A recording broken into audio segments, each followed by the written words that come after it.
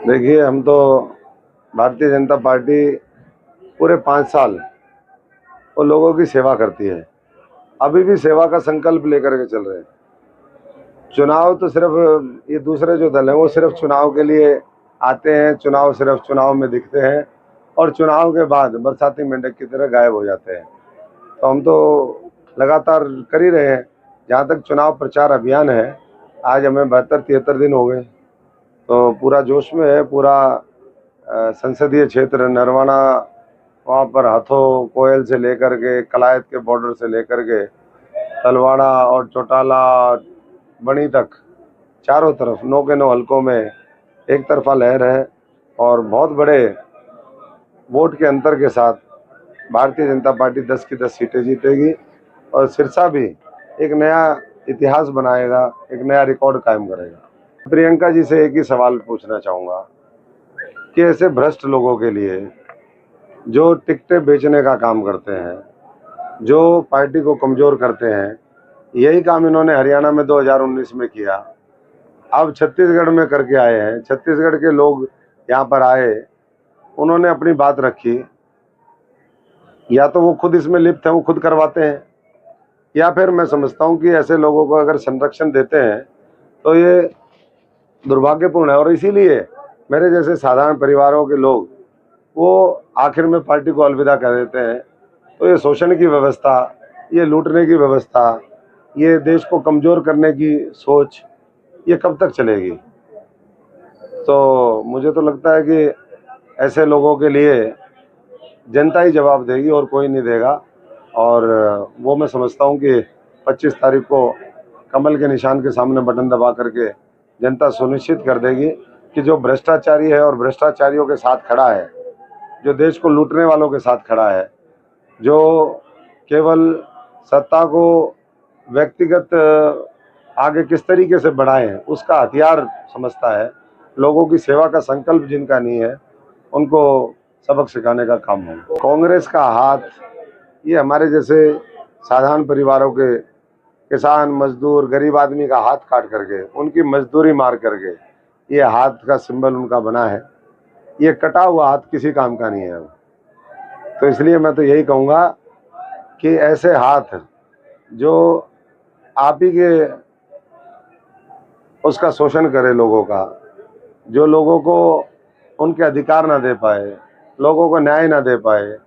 आप कल्पना करिए कि देश में मोदी जी के आने के बाद 12 करोड़ शौचालय बने, देश में 4 करोड़ लोगों को पक्के मकान दिए, 80 करोड़ लोगों को मुफ्त राशन दिया, पीने का पानी भी पूरे देश में उपलब्ध नहीं था। इसी तरीके से उनको उज्ज्वला योजना, तमाम तरह की और बातें। तो ये लोग बुनियादी सुविधाएं तक 55-60 साल के अपने राजनीतिक जीवन में नहीं दे पाए, इतना लंबे समय तक देश ने देखा। तो अब क्या करेंगे? इसलिए गांधी जी का जो कथन था, आज़ाद जब देश हुआ, उन्होंने कहा कि भाई कांग्रेस को डिसबैंड कर दो, बंद कर दो, ख़त्म कर दो। अब जो इसका पर्पज़ था वो सिद्ध हो गया। तो अब गांधी जी की हत्या के बाद, उनके डेथ के बाद, मैं समझता हूँ कि इतने साल बाद वो लोग जो परिवारवाद के पोषक बने रहे, अब देशवासियों को ये समझ में आ गया कि भाई अब ऐसी ताकतों से हमें छुटकारा पाना है। तो वो बहुत से लोग उसमें कांग्रेस के अंदर ही बैठे हैं, जो कांग्रेस मुक्त भारत बनाएंगे, जो परिवारवाद का ख़त्म करेंगे, बाकी जनता करेगी। बिल्कुल, भारतीय जनता पार्टी ज़मीन से फीडबैक लेकर के, लोगों से बात करके अपने उम्मीदवार उतारती है और उसी के हिसाब से रणनीति बनती है, कहाँ किसको साथ जोड़ना है, नहीं जोड़ना है।